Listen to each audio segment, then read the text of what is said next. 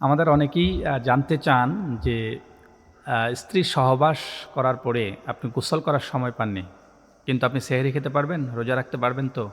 এই ব্যাপারে অনেকেরই একটা জিজ্ঞাসা থাকে।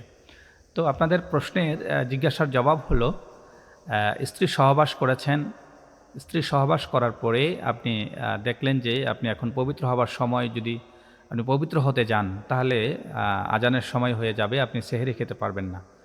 তো আপনি এই সময়টাতে আপনি টেনশন বা আ চিন্তার কোনো কারণ নেই। আপনি এই সময়টাতে চিন্তা না করে আপনি এই ভুলটি করবেন না যে আপনি সেহরি খাবেন আ কিংবা আপনি গোসল করবেন, সেহরি খাবেন না, এই ভুলটা করবেন না। বরঞ্চ আপনি কি করবেন? আপনি অপবিত্র অবস্থায় আপনি সেহরি খেতে পারবেন। সেহরি খাবেন, সেহরি খাওয়ার পরে আপনি সম্ভব হলে পবিত্র হবেন। এমনকি আমি যদি একটু তাকিদ দেওয়ার জন্য বলি যে আপনি যদি সেহরি খান রোজা হবে কিনা এই ব্যাপারে অনেকের প্রশ্ন থাকে। সেহরি খাবেন, রোজা রাখবেন।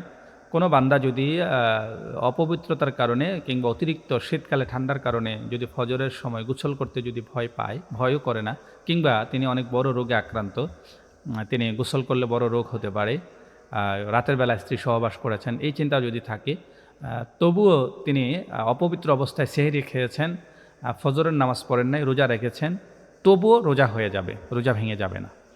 বরঞ্চ সে ফজরের নামাজ না পড়ার কারণে গুনাহগার হবে। হ্যাঁ?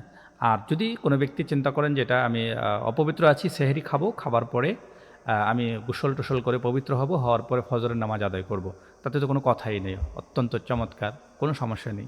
আবার কোনো ব্যক্তি যদি একটু চিন্তা করেন যে আমি একটু আগে বিষয়টাতে পরিকল্পনা করে আমি স্ত্রী সহবাস করলাম, পরবর্তীতে গোসল করে পবিত্র হলাম, সেহরি খেলাম, ফজরের নামাজ পড়লাম এবং দেন আমি তারপরে রেস্ট করলাম। এটা অতি উত্তম। সুতরাং টেনশন বা পেরেশানির কোনো কারণ নেই। আপনি স্ত্রী সহবাস করেও আপনি চাইলে অপবিত্র অবস্থায় সেহরি খেতে পারবেন। এতে আপনার গুনাহ হবে না এবং আপনার রোজাতে কোনো আঘাত আসবে না। যেমনই আপনি তারাবি না পড়েও যদি কেউ রোজা রাখে, কেউ মনে করে তারাবি এবং রোজা একই এবাদত। না, তারাবির সাথে রোজা, রোজার সাথে তারাবির কোনো সম্পর্ক নাই। এটা ২ টা স্বতন্ত্র ইবাদত।